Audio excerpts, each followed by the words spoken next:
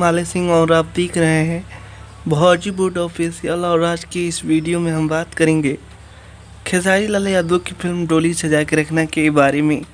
इस फिल्म में star cast में है अमरपाली दुबे, रक्षा गुप्ता और खेसारी लाल यादव की जोड़ी देखने को मिलेगी।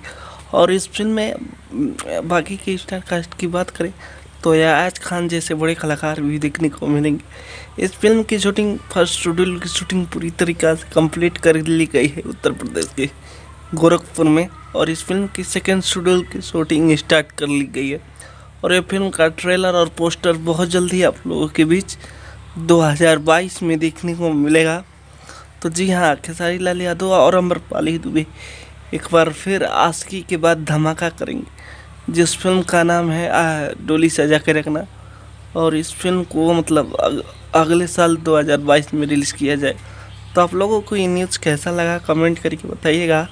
और हमारे चैनल पे नए हैं तो चैनल को सब्सक्राइब कीजिएगा और अपने भाई को प्यार दुलार दीजिएगा। मिलते हैं अगले वीडियो में, तब तक के लिए जय।